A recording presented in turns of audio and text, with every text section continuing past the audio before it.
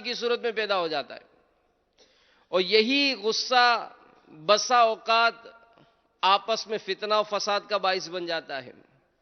یہی غصہ میاں بیوی میں طلاق، آپس میں نفرت اور قتل و غارت گری کا باعث بن جاتا ہے. لیکن ہمیں ایسے موقع پر صبر سے کام لیتے ہوئے غصے کو کنٹرول کرنا چاہیے. یعنی کوئی ہم سے کیسا ہی برا سلوک کرے، گالیاں دے، جاہلانہ رویہ برتاؤ کرے، لوگوں کے سامنے ہماری عزت تار تار کر دے، پھر بھی ہمیں اینٹ کا جواب پتھر دینے سے کے بجائے حسن سلوک سے پیش آنا چاہیے. کیونکہ یہ اللہ تبارک و تعالیٰ کے نیک بندوں کی ایک بہت ہی پیاری صفت ہے، جس کا بیان خود قرآن پاک میں سورہ فرقان آیت نمبر 63 پارہ نمبر 19 میں رب تعالی ارشاد فرماتا ہے، وَعِبَادُ الرَّحْمَنِ الَّذِينَ يَمْشُونَ عَلَى الْأَرْضِ هَوْنًا وَإِذَا خَاطَبَهُمُ الْجَاهِلُونَ قَالُوا سَلَامًا. ترجمہ کنز ایمان. اور رحمان کے وہ بندے کہ زمین پر آہستہ چلتے ہیں، اور جب جاہل ان سے بات کرتے ہیں تو کہتے ہیں بس سلام. یعنی صراط الجنان شریف میں جلد 7 صفحہ 50 پر اس آیت مبارکہ کے تحت یہ بیان ہوا ہے کہ کامل ایمان والے دوسروں کے ساتھ کیسے پیش آتے ہیں. کامل ایمان والے دوسروں کے ساتھ کیسے پیش آتے ہیں. چنانچہ ارشاد فرمایا کہ جب جاہل ان سے بات کرتے ہیں، کوئی ناگوار کلمہ یا بیہودہ یا ادب و تہذیب کے خلاف بات کہتے ہیں تو کہتے ہیں بس سلام. تو اس سے مراد متارکت کا سلام ہے. معنی یہ کہ جاہلوں کے ساتھ جھگڑا کرنے سے اعراض کرتے ہیں، جھگڑا نہیں کرتے. یعنی وہ اگر کوئی تکار سے بات کرنا چاہتے ہیں تو ہم بھی آستینے چڑھا کر، وہ کہتے ہیں نا کہ تو مجھے نہیں جانتا ہے، تو اب وہ تو نہیں مجھے جانتا ہے، بس ٹھیک ہے اگر میں بہت با اخلاق ہوں لیکن مجھے جانتے نہیں ہوں کہ میں کتنا بدتمیز ہوں، تو اب اس موقع پر وہ بندہ ہاتھ چڑھا کر، آستینے چڑھا کر جب سامنے والے سے بات کرتا ہے تو تھوڑی دیر پہلے وہ اخلاق کا جو مجسمہ نظر آ رہا تھا، وہ سامنے والے کی جاہلانہ گفتگو سن کر اب اس کے ساتھ وہ بھی جاہلانہ رویہ اختیار کرنا شروع کر دیتا ہے.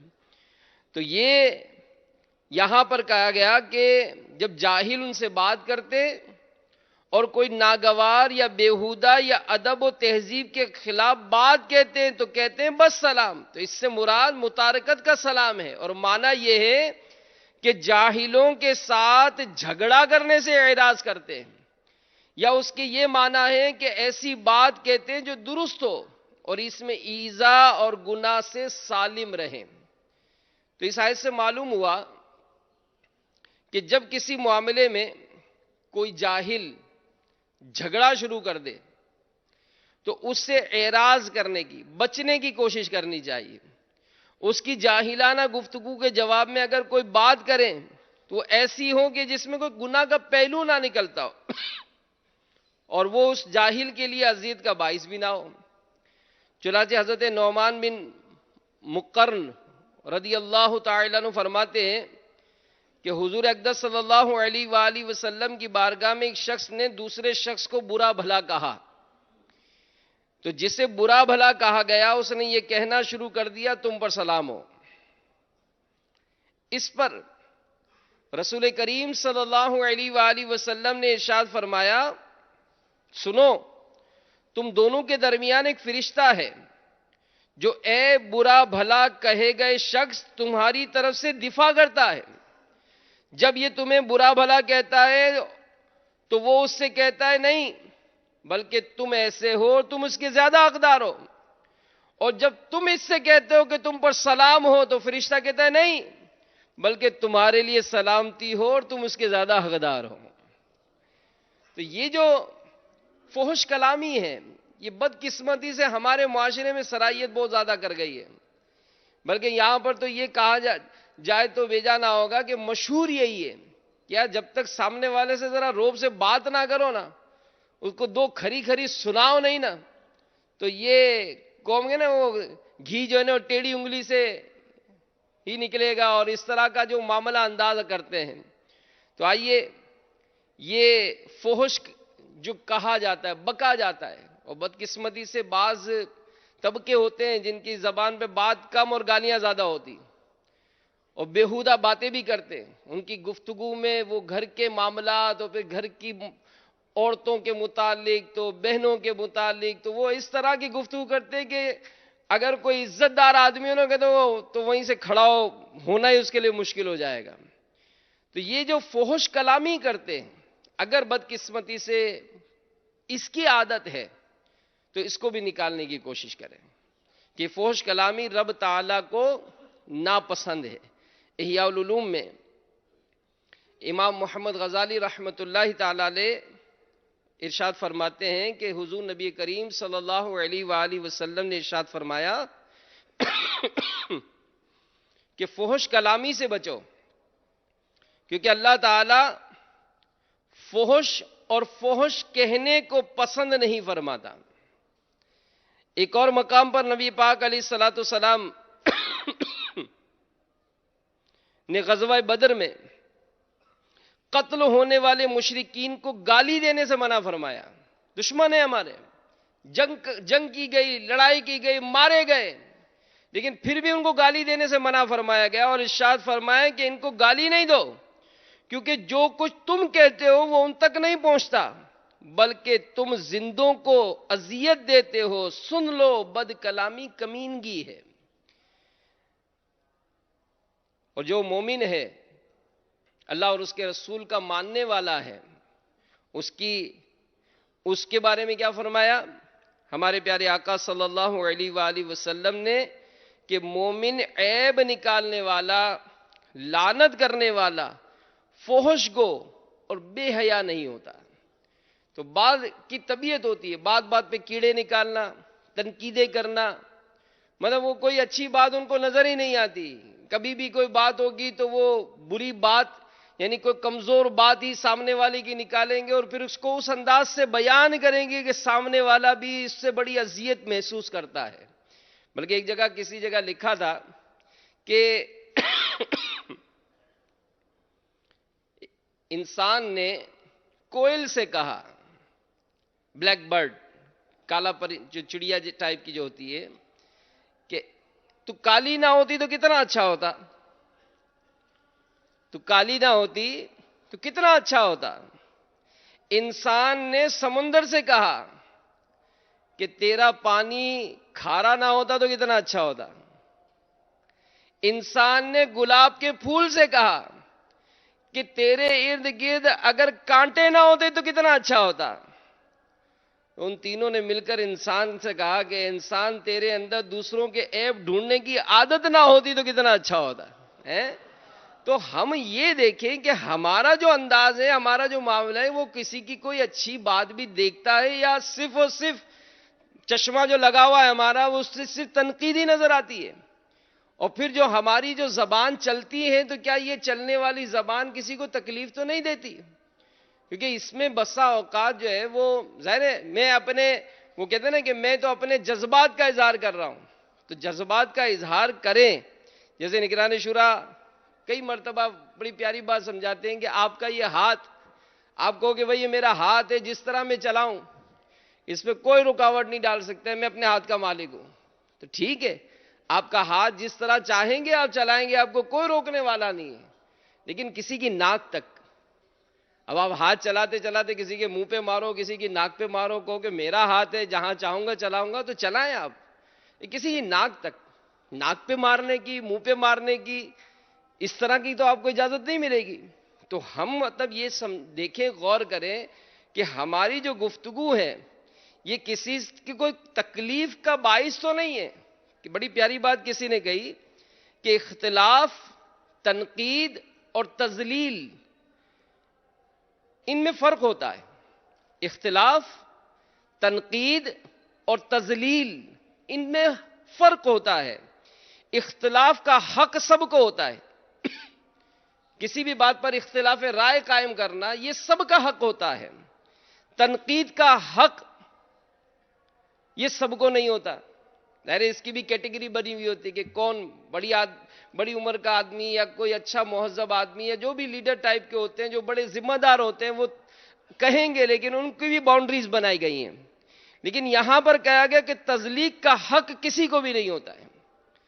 اگر آپ کے ماتحت ہیں تو ضروری ہے کہ آپ اپنی زبان سے اس کو بالکل ذلیل کر کے دو کوڑی کا کر دیں، اور وہ بالکل مطلب کسی معاملے میں بھی اٹھ کر کھڑا ہونے کا، سامنے سے بات کرنے کا بھی روادار نہ ہو.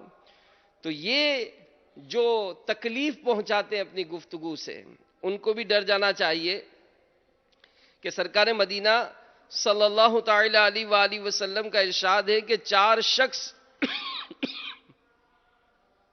جہنمیوں کے لیے عذاب میں مبتلا کی تکلیف کے ساتھ ساتھ مزید تکلیف کا باعث بنیں گے. وہ کھولتے پانی اور بھڑکتی آگ کے درمیان دوڑتے ہوئے موت مانگیں گے. ان 4 اشخاص میں ایک شخص وہ ہوگا جس کے منہ سے پیپ اور خون بہ رہا ہوگا. اس سے کہا جائے گا کہ اس بدنصیب کا کیا معاملہ ہے جس نے ہماری تکلیف کو اور زیادہ کر دیا. وہ کہے گا میں وہ بدنصیب ہوں جو ہر فحش اور خبیث بات کو دیکھ کر ایسے لذت اٹھاتا جیسے فحش کلامی سے لذت اٹھائی جاتی ہے. تو بہرحال میرے میٹھے میٹھے اسلامی بھائیوں، ہمارے پیارے آقا صلی اللہ تعالی علیہ وآلہ وسلم کا ارشاد ہے، حضرت عائشہ صدیقہ رضی اللہ تعالی عنہا سے ارشاد فرمائے کہ اے عائشہ، فحش اگر کوئی انسانی شکل میں ہوتی تو برے آدمی کی صورت میں ہوتی. تو ہمیں مطلب اپنی گفتگو کا جائزہ لینا چاہیے.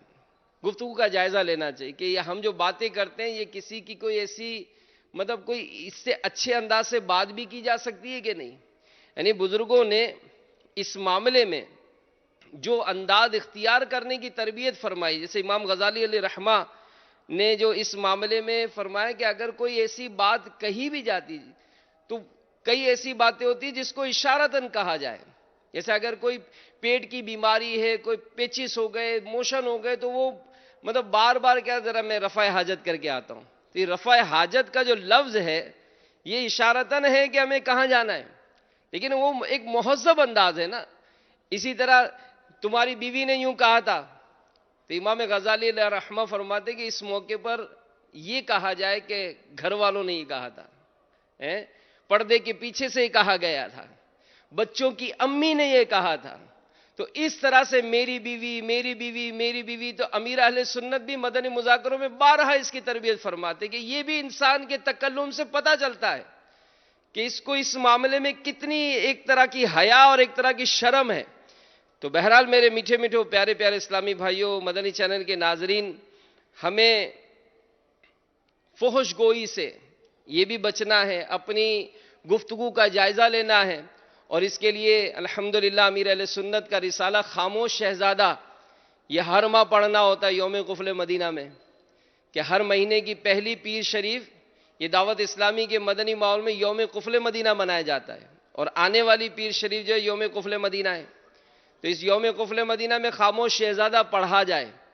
تو اس رسالے میں ایسی کئی مثالیں لکھی ہیں امیر اہل سنت نے کہ جس سے انسان اپنی گفتگو کا جائزہ لے کہ میری جو گفتگو ہے سامنے والے کی کوئی دل آزاری کا سبب تو نہیں ہے، فضول تو نہیں ہے، گناہوں بھری تو نہیں ہے.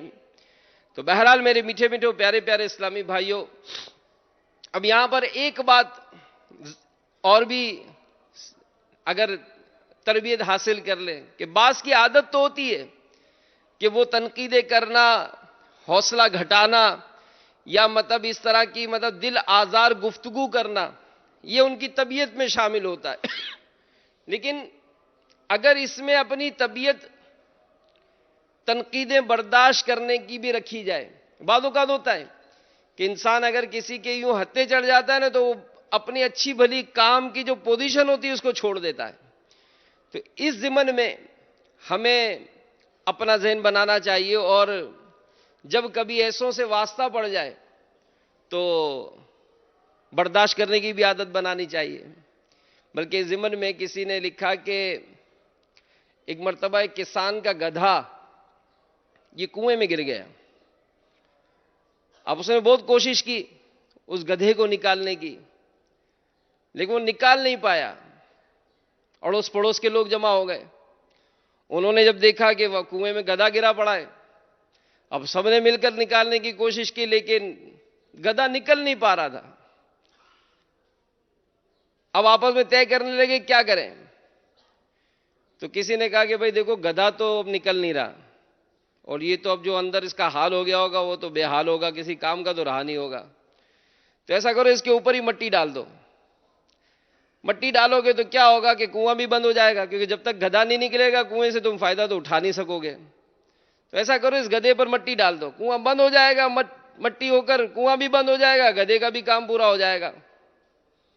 اب ناچار کیا کرتے، سب نے پھاوڑے اٹھائے اور مٹی اٹھا اٹھا کر ڈالنا شروع کر دی. اب جیسے ہی مٹی گدھے پر پڑی تو شروع میں تو گدھے نے شور مچایا، تھوڑی دیر کے بعد گدھے کی آواز بند ہو گئی. وہ آدمی بڑا حیران ہوا کسان. اس نے جو جھانک کر دیکھا تو ایک حیران کن معاملہ سامنے پیش تھا. وہ کیا تھا کہ جیسے ہی یہ گدھے کے اوپر مٹی ڈالتے، گدھا اپنے کمر سے اس مٹی کو جھاڑتا، مٹی نیچے گر جاتی، وہ گدھا مٹی پہ کھڑا ہو جاتا. جیسے جیسے مٹی ڈالے جا رہے تھے گدھا اوپر آ رہا تھا. تھوڑی دیر ہوئی کہ مٹی ڈالتے ڈالتے ڈالتے کنواں بھر گیا، گدھا باہر آ گیا. تو لکھنے والے نے لکھا کہ یہی حال ہمارے اوپر ہوتا ہے کہ تنقید کرنے والا ہم پر گویا یوں مٹی ڈال رہا ہے، تو یا تو اسی مٹی میں دفن ہو جائیں یا اس تنقید کو جھاڑ کر اسی کے اوپر کھڑے ہو جائیں گے تو ہمارا قد اونچا ہو جائے گا. تو یہ بھی ہوتا ہے طبیعت کہ کوئی اپنی عادت سے جاتا ہی نہیں ہے. وہ اپنی عادت، وہ اس کا کام ہی تنقید کرنا ہے. مگر وَتُعِزُّ مَن تَشَاءُ وَتُذِلُّ مَن تَشَاءُ، اللہ تعالیٰ جسے عزت عطا فرماتا ہے اس کو کوئی ذلیل نہیں کر سکتا. تو ہم بہرحال میرے میٹھے میٹھے پیارے پیارے اسلامی بھائیوں اپنا یوں بھی ذہن بنائیں کہ اگر کوئی اس طرح بعض اوقات ہوتا ہے، جیسے گاؤں دیہاتوں میں بھی اس طرح کا ہوتا ہے کہ داڑھی رکھنے کی مثال رواج نہیں ہے، امامہ پہننے کا رواج نہیں ہے. اب دعوت اسلامی کے مدنی ماحول میں ایسے کئی واقعات سننے کو ملتے کہ جناب داڑھی رکھی، او ملا، امامہ پہنتے تو وہ کوئی کھینچنے شروع کر دیتا ہے. اگر درس و بیان شروع کیا تو کہا لو کل کا بچہ جو وہ ہمیں سمجھانے آیا ہے. اس طرح کی بسا اوقات باتیں ہوتی ہیں، لیکن جس کے دل میں اصلاح امت کا درد ہو، جو اس معاملے میں مطلب لوگوں کی تنقیدیں اور لوگوں کی گفتگو کا کوئی اثر نہ لے، تو ایک دن آتا ہے کہ اس کے پورے اس گاؤں میں سنت و بھرا معاشرہ قائم ہو جاتا ہے. امیر رسول خود فرماتے ہیں کہ شروع میں آپ کو بھی بہت تکلیفیں ملی، لیکن آپ اصلاح امت کا درد لیے آگے چلے تو اللہ تعالیٰ نے آج کتنا بڑا ان سے کام لے لیا. اللہ تعالیٰ ان کے فیضان سے ہمیں مالا مال فرمائے. تو بہرحال اب اگر کوئی ہمارا دل دکھا دیتا ہے تو پھر کیا کرنا ہے؟ اسے معاف کر دینا ہے. جی ہاں، کہ اگر ہمارے ساتھ ایسا معاملہ پیش آ جائے کہ کسی نے ہمارا دل دکھا دیا، ہمیں جھاڑ دیا، تو ایسے شخص سے ہم اپنے تعلقات قائم رکھیں، اور ایسا نہ ہو کہ بعض اوقات باتوں سے رشتہ داروں میں بھی بسا اوقات اس سبب سے جو ہے وہ تعلقات ختم ہو جاتے. یہاں تک کہ اگر بڑا بھائی چھوٹے بھائی کو بھی کچھ کہہ دیتا ہے، ٹھیک ہے غصے میں نہیں کہنا چاہیے اس کو. بعض اوقات والد صاحب بھی زیادہ سختی کر جاتے ہیں، اولاد ناراض ہو جاتی ہے، نہیں کرنا چاہیے ان کو. آج کل کے حالات نہیں ہیں ایسے. پڑوسیوں کے معاملات بھی بسا اوقات بچوں کے سبب جو ہے وہ بڑھ جاتے ہیں. عورتوں کے سبب جو ہے وہ کوئی بات معمولی سی ہوتی ہے، مردوں میں آ کر وہ بات بہت بڑھ جاتی ہے. اگرچہ ایسا ہو جاتا ہے، رشتہ داروں میں بعض ایسے معاملات ہوتے ہیں کہ جس میں بات بڑھتے بڑھتے چھوٹی سی بات ہوتی ہے بہت بڑھ جاتی ہے. ہمیں درگزر سے کام لینا چاہیے، اور یاد رکھیے کہ ہم کو چاہیے کہ کوئی ہمارے ساتھ کیسا ہی برا سلوک کرے، جہالت کا برتاؤ کرے، تو ہمیں اس کا جواب بردباری سے دینا ہے. اس کے ساتھ حسن سلوک کا مظاہرہ کرنا ہے کہ ہمارے پیارے آقا صلی اللہ علیہ وآلہ وسلم نے ہمیں اسی بات کا حکم فرمایا. چنانچہ ہمارے پیارے نبی صلی اللہ تعالی علیہ وآلہ وسلم کا ارشاد ہے کہ جو بدلہ لینے پر قادر ہونے کے باوجود غصہ پی لے، اللہ عز و جل اسے لوگوں کے سامنے بلائے گا تاکہ اس کو اختیار دے کہ جنت کی حوروں میں سے جسے چاہے پسند کر لے۔ مقام پر آتا ہے کہ بروز قیامت جب اللہ عز و جل مخلوق کو جمع فرمائے گا تو ایک پکارنے والا پکارے گا، اہل فضل کہاں ہیں؟ تھوڑے سے لوگ اٹھیں گے اور جلدی جلدی جنت کی طرف چلیں گے، تو فرشتے ان سے ملیں گے تو کہیں گے کیا بات ہے، ہم تمہیں تیزی سے جنت کی طرف جاتے ہوئے دیکھتے ہیں۔ وہ کہیں گے ہم اہل فضل ہیں۔ فرشتے پوچھیں گے تمہاری کیا فضیلت ہے؟ وہ جواب دیں گے جب ہم پر ظلم کیا جاتا تو ہم صبر کرتے، جب ہم سے برا سلوک کیا جاتا ہم معاف کر دیتے، جب ہم سے جہالت کا برتاؤ کیا جاتا ہم بردباری یعنی برداشت سے کام لیتے۔ اس وقت ان سے کہا جائے گا جنت میں داخل ہو جاؤ، عمل کرنے والوں کا کیا ہی اچھا بدلہ ہے۔ تو دیکھا آپ نے کہ کسی کے جاہلانہ رویے پر بدلے کی قدرت کے باوجود اسے معاف کرنا اور ان کے ساتھ حسن سلوک کا برتاؤ کرنا یہ کس قدر فضیلت کا باعث ہے۔ یعنی ہم بسا اوقات کوئی اگر ہم سے ایسا ناروا سلوک کر لے تو ہم زندگی بھر اس کا وہ بھلاتے نہیں ہیں، اور اگر کوئی ہماری ایسی شفقتیں محبتیں ہوتی بھی تھی تو بسا اوقات وہ کمی ہو جاتی ہے۔ تو میرے میٹھے میٹھے پیارے پیارے اسلام بھائیوں، حضرت سیدنا عمر بن عبدالعزیز رحمت اللہ تعالی علیہ سواری پر کہیں جا رہے تھے، ایک پیدل چلنے والا شخص سواری کی جھپٹ میں آ گیا اور اس نے غصے سے آپ کی طرف کہا کہ دیکھ کر نہیں چلتے۔ جب سواریاں آگے نکل گئیں تو اس شخص نے کہا کہ کوئی ہے جو مجھے اپنے پیچھے بٹھا لے؟ تو سیدنا عمر بن عبدالعزیز تشریف رکھیں یہیں پہ مدینہ، سیدنا عمر بن عبدالعزیز رحمت اللہ تعالی علیہ نے اپنے غلام سے کہا کہ اس کو اپنے ساتھ بٹھا کر چشمے تک لے چلو۔ تو اسی طرح حضرت سیدنا امام زین العابدین علیہ رحمت اللہ المبین کے بارے میں منقول ہے کہ ایک شخص نے آپ کو برا بھلا کہا تو آپ رضی اللہ تعالیٰ عنہ نے اپنی سیاہ رنگ کی چادر اتار کر اسے دے دی اور اسے 1000 درہم دینے کا بھی حکم فرمایا۔ تو ہمارے اسلاف و بزرگان دین ان کے اخلاق کتنے عمدہ ہوا کرتے تھے کہ اگر ان کو کوئی تکلیف دے تب بھی غصے میں آنا، اس سے بدلہ لینا تو درکنار، آئندہ اس کو کس کس طرح سے نوازتے تھے۔ جیسا کہ ہم نے دیکھا کہ امام زین العابدین رضی اللہ تعالیٰ عنہ کو اس شخص نے برا بھلا کہا تو آپ رضی اللہ تعالیٰ عنہ نے نہ صرف اسے معاف کیا بلکہ حسن سلوک سے پیش آتے ہوئے انعام و اکرام سے بھی نواز دیا۔ کہ بعض اوقات ہوتا ہے غلط فہمی پر کوئی ایسی بات سامنے درپیش ہو جاتی ہے، کسی بزرگ کے بارے میں کتابوں میں لکھا ہے کہ ایک شخص نے آپ پر چوری کا الزام لگا دیا۔ اب ظاہر ہے کوئی ایسی شخصیت ہو اور اس کے نام پر کوئی چوری کا الزام لگا دیا، آپ نے اس کا ہاتھ پکڑا، فرمایا تمہاری تھیلی میں کتنی رقم تھی؟ تو غالباً اس نے 3000 درہم کہے۔ آپ اس کو گھر لے آئے، گھر میں سے 3000 درہم لیے اور باہر آ کر اس کے ہاتھ میں تھما دیے، وہ چلا گیا وہاں سے۔ کچھ عرصے کے بعد اس شخص کو وہ اپنی 3000 کی تھیلی کہیں اور سے مل گئی، اب بڑا نادم ہوا کہ یار میں نے تو خامخواہ ان پہ چوری کا الزام لگایا ہے، تھیلی تو میری اپنی جگہ پر کہیں میں نے بھول گیا تھا۔ اب بڑا شرمندہ ہو کر وہ 3000 درہم لے کر آپ کے پاس حاضر ہوا کہ حضرت بہت معذرت چاہتا ہوں، میری غلط فہمی ہو گئی تھی کہ میں نے آپ کے ساتھ ایسا ایسا کیا، تھیلی تو اصل میں میرے پاس یہاں رہ گئی تھی۔ تو آپ نے کہا کہ کوئی بات نہیں، جاؤ یہ بھی میں تم کو صدقہ کرتا ہوں۔ واپس نہیں لیے، نہ اس کو برا بھلا کہا گیا، سب کے سامنے تم نے یوں مجھ پر چوری کا الزام لگایا تھا۔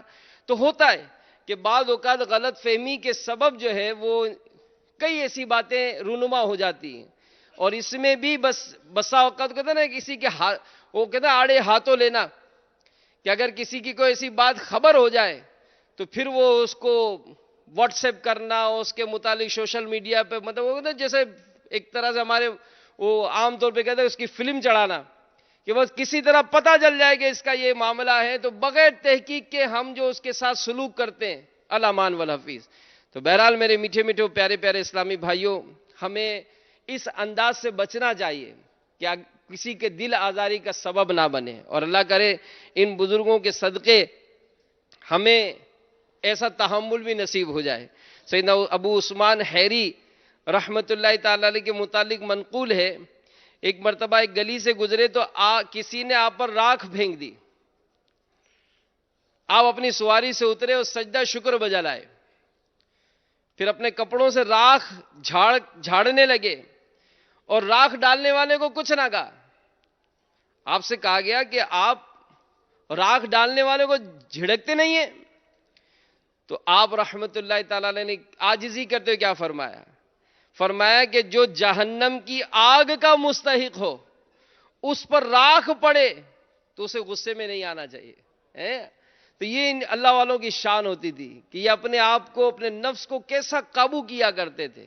ہمارے آقا امام اہل سنت مولانا شاہ امام احمد رضا خان علیہ رحمت الرحمن آپ کے پاس خطوط آیا کرتے تھے۔ اب آپ کے کچھ مرید تھے، انہوں نے کچھ خطوط کو دیکھا کہ جو گالیوں سے بھرپور تھے، انہوں نے الگ کیا اور کہا کہ ان کے پتے لکھیں، ہم ان کے خلاف کیس داخل کریں گے۔ تو اعلیٰ حضرت رحمت اللہ تعالی علیہ ان کو ہاتھ پکڑ کر کمرے میں لے کے گئے اور ایک ڈھیر کی طرف اشارہ کیا، ان خطوط کو اٹھاؤ۔ اب ان خطوط کو اٹھایا تو اس میں تو القابات لکھے تھے، تو فرمایا پہلے جنہوں نے القابات لکھے ان کو جاگیریں تقسیم کرو، پھر جنہوں نے جو گالیاں لکھی ہیں نا ان کو پھر تم کیس کرنا ان کے اوپر۔ مطلب سمجھایا تاکہ آپس میں جھگڑے سے بچا جائے، جھگڑے سے بچا جائے کہ اگر جاہلانہ رویہ کو اختیار کرے تو ہم بھی اس کے ساتھ آستینیں چڑھا کر شامل ہو جائیں گے، تو اس کی اصلاح کی صورت کیا بنے گی؟ تو بہرحال میرے میٹھے میٹھے پیارے پیارے اسلامی بھائیوں، جہالت کا بدلہ حسن سلوک سے دینا یہ سرداری کی علامت ہے۔ چنانچہ حضرت سیدنا امیر معاویہ رضی اللہ تعالی عنہ نے حضرت سیدنا عرابہ بن اوس رحمت اللہ تعالی علیہ سے پوچھا کہ اے عرابہ، تم اپنی قوم کے سردار کیسے بنے؟ عرض کی اے امیر المومنین رضی اللہ تعالی عنہ، میں ان کے جاہلوں سے درگزر کرتا، ان کے مانگنے والوں کو عطا کرتا اور ان کی حاجات پوری کرنے کی کوشش کرتا تھا۔ تو جو شخص میری طرح یہ کام کرے گا وہ مجھ جیسا ہو جائے گا، اور جو اس سے بڑھ کر کرے گا وہ مجھ سے افضل ہوگا، اور جو میرے عمل سے کم عمل کرے گا میں اس سے بہتر ہوں۔ تو بہرحال میرے میٹھے میٹھے پیارے پیارے اسلامی بھائیوں، اگر کبھی کوئی ہم سے ایسا ناروا سلوک بھی کرے تو ایسا نہ ہو کہ ہم اس کے سامنے، تو چلو وہ کچھ روبدار شخصیت ہے، کوئی ہے اس کے پاس تعلقات، تو ہم اس کے سامنے تو کچھ نہیں کہتے، پیٹھ پیچھے اس کی برائیاں کریں گے، تو یوں بھی غیبتوں کا دروازہ کھلے گا اور ہمارے نیکیاں ضائع ہونے کا اندیشہ ہے۔ شیخ سعدی رحمت اللہ تعالی علیہ نقل کرتے ہیں کہ ایک نیک سیرت شخص اپنے ذاتی دشمنوں کا ذکر بھی برائی سے نہ کرتا تھا۔ جب بھی کسی کی بات چھڑتی اس کی زبان سے نیک کلمہ ہی نکلتا۔ اس کے مرنے کے بعد کسی نے اسے خواب میں دیکھا تو سوال کیا، ما فعل اللہ بکا، اللہ تعالیٰ نے تیرے ساتھ کیا معاملہ فرمایا؟ یہ سوال سن کر اس کے ہونٹوں پر مسکراہٹ آ گئی، بلبل کی طرح شیریں آواز میں بولا، دنیا میں میری یہی کوشش ہوتی تھی کہ میری زبان سے کسی کے بارے میں کوئی بات بری نہ نکلے، نکیرین نے بھی مجھ سے کوئی سخت سوال نہ کیا اور یوں میرا معاملہ بہت اچھا رہا۔ اور ویسے بھی اگر کسی کے ساتھ ایسا سلوک ہو جائے نا، وہ بالآخر شرمندہ ہو جاتا ہے کہ سامنے والا اگر کوئی کسی کا یوں مطلب جاہلانہ رویہ اختیار کرتا ہے نا، تو احساس تو ہوتا ہے کہ یار میں غلط کر رہا ہوں، اور سامنے والے کا اگر اس معاملے میں وہ جیسے کوئی تیسا والا معاملہ نہیں ہوتا ہے تو شرمندہ ہو جاتا ہے۔ حضرت سیدنا عبداللہ بن عباس رضی اللہ تعالی عنہما کو ایک شخص گالی دینے لگا، جب وہ خاموش ہوا تو آپ رضی اللہ تعالیٰ عنہ نے سیدنا اکرمہ رضی اللہ تعالیٰ عنہ سے فرمایا، اے اکرمہ، اس شخص کی کوئی حاجت ہو تو اسے پورا کر دو، اس شخص کی کوئی حاجت ہو تو اسے پورا کر دو۔ جب اس شخص نے یہ سنا تو شرمندہ ہو کر اپنا سر جھکا لیا ہے۔ تو ہم تو اگر کوئی ایسی بات کرتے ہیں تو اس سے تعلقات بھی ہوتے ہیں تو توڑ دیتے ہیں، سلوک کرنا تو بہت بات کی بات رہی۔ تو بہرحال میرے میٹھے میٹھے پیارے پیارے اسلامی بھائیوں، ہمیں بھی غلطی کرنے والے کو معاف کرنے کا مطلب ذہن بنانا چاہیے، اور خاص کر اس میں ایک بات اور بھی ذہن بنا لیں کہ جلد بازی نہ کریں۔ یعنی کسی کا کوئی ایسا معاملہ پیش آتا ہے تو فوراً اس کو قصوروار ٹھہرا کر اس کو بہت بڑا مجرم قرار دیتے ہیں۔ تو کہا جاتا ہے کہ دوسرے کی آنکھ کا تنکا دکھائی دے جاتا ہے، مگر اپنی آنکھ کا شہتیر نہیں دکھائی دیتا۔ تو شاید اسی وجہ سے ہمارے ہاں اپنا قصور اور غلطی ماننا بہت مشکل، مگر کسی کو گناہگار قرار دینا یہ بہت آسان ہے۔ لہذا ذرا سے شبے پہ جھٹ سے سامنے والے کو جھوٹا، خائن، دھوکے باز، چور قرار دیا جاتا ہے، حالانکہ شرعی ثبوت کے بغیر کسی کی طرف گناہ کی نسبت کرنا یہ جائز نہیں ہے۔ سیدنا عمر بن عبدالعزیز رحمت اللہ تعالی علیہ کی طرف سے مقرر ہونے والے عمال یعنی آفیسرز بعض اوقات خود اطلاع دیتے کہ ہم سے پہلے جو عمال تھے یعنی آفیسرز تھے انہوں نے مال غصب کیا تھا، اگر امیر المومنین کا ارشاد ہو تو یہ مال ان سے ضبط یعنی سیز کر دیا جائے۔ تو سیدنا عمر بن عبدالعزیز رحمت اللہ تعالی علیہ ان کو حکم لکھوا کر بھیجتے کہ اس معاملے میں میرا مشورے کرنے کی ضرورت نہیں، اگر ضرورت ہو تو شہادت کی روح سے اسے، اور اقرار ہو تو اقرار کی روح سے مال واپس لو، ورنہ حلف لے کر چھوڑ دو۔ جیسا کہ بصرہ کے گورنر عدی بن ارطا کو لکھا کہ تم نے خط کے ذریعے بتایا تھا کہ تمہارے علاقے میں اہلکاروں کی خیانت یعنی کرپشن کا انکشاف ہوا اور انہیں سزا دینے کے لیے مجھ سے اجازت مانگی تھی، گویا تم